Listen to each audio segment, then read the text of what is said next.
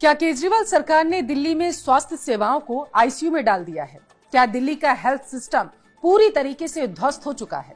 क्योंकि कैग की रिपोर्ट में दिल्ली के स्वास्थ्य सेवाओं की पोल खोल चुकी है।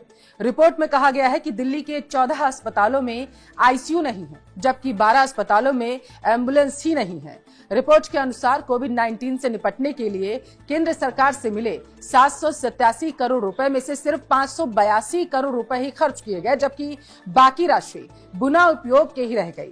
इसके चलते कोरोना संकट के दौरान जरूरी जो काम थे वो नहीं हो पाए, सुविधाओं की भारी कमी रही है।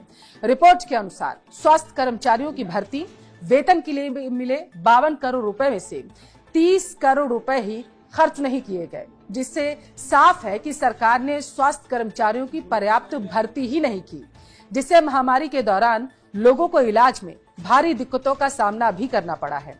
और इसी तरह दवाओं, पीपीई किट और अन्य मेडिकल सप्लाई के लिए मिले 119 करोड़ में से मात्र 83 करोड़ रुपए ही खर्च नहीं किए गए। दिल्ली सरकार ने 2016, 17 से 2020 और 21 के बीच में 32,000 नए बेड जोड़ने का वादा जरूर किया, लेकिन सिर्फ 1,357 बेड ही जोड़े गए, जो कि कुल लक्ष्य का मात्र 4.24% ही रह गया है। राजधानी के कई अस्पतालों में बेड की भारी कमी हो चुकी है, जहां बेड जो है वो 101% से 189% तक ही रह गए, यानी एक ही बेड पर दो मरीजों को रखा गया है या मरीजों को फर्श पर ही इलाज करना पड़ रहा है। रिपोर्ट में यह भी बताया गया है कि दिल्ली में 3 नए अस्पताल बनाए गए, लेकिन सभी प्रोजेक्ट पहले की सरकार के कार्यकाल में शुरू हुए थे। इनके निर्माण में मात्र 5 से 6 साल तक की देरी हुई है और लागत भी बढ़ गई है।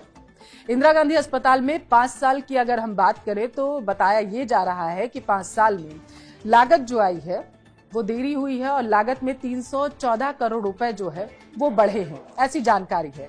बुराड़ी अस्पताल में 6 साल की देरी हुई है। इसके साथ ही लागत की अगर हम बात करते हैं तो 41 करोड़ रुपए बढ़ी है। दिल्ली के जो सरकारी अस्पताल हैं और स्वास्थ्य विभागों में 8,194 पद अभी भी खाली पड़े हैं। नर्सिंग स्टाफ की 21% और पैरामेडिकल स्टाफ की लगभग 38% कमी देखी गई। Rajiv Gandhi super speciality hospital और जनकपुरी सुपर स्पेशलिटी हॉस्पिटल में डॉक्टरों की 50 से 74% कमी पाई गई है। नर्सिंग स्टाफ की अगर बात करें तो 73 से 96% तक भारी कमी दर्ज की गई है। लोकनायक अस्पताल के लिए सर्जरी के लिए बताया जा रहा है कि 2 से 3 महीने और बर्न और प्लास्टिक सर्जरी के लिए 6 से 8 महीने का इंतजार करना पड़ता है। चाचा नेहरू बाल चिकित्सालय में पीडियाट्रिक सर्जरी के लिए 12 महीने का लोगों को इंतजार करना पड़ता है। जरूरी सेवाओं की कमी, बदहाल मोहल्ला क्लिनिक, हालात तो और भी ज्यादा इससे अब खस्ता हाल हो चुके हैं, बदतर है हालात। 27 अस्पतालों में से बताया जा रहा है 14 में आईसीयू सेवा ही उपलब्ध नहीं है। 16 अस्पतालों में ब्लड बैंक की सुविधा लोगों को नहीं मिल रही थी। 8 अस्पतालों में ऑक्सीजन सप्लाई नहीं थी। 8 अस्पतालों में ऑक्सीजन सप्लाई नहीं होने की वजह से लोगों को परेशानी का सामना करना पड़ा। 12 अस्पतालों में एम्बुलेंस की सुविधा ही नहीं है, जिसकी वजह से लोगों को दिक्कत हुई। CATS एम्बुलेंस में जरूरी उपकरणों के बिना जो है ये चलाई जा रही है। मोहल्ला क्लिनिक की स्थिति भी खराब पाई गई है।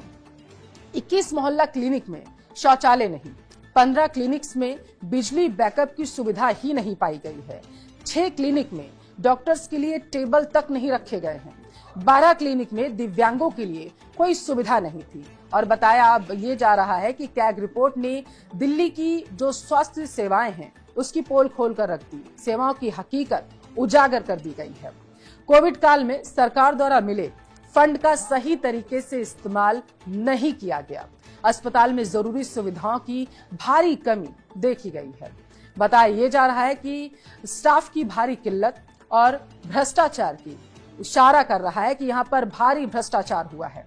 साफ है जैसे कैग रिपोर्ट आती जाएगी, केजरीवाल की मुसीबतें भी बढ़ती चली जाएंगी।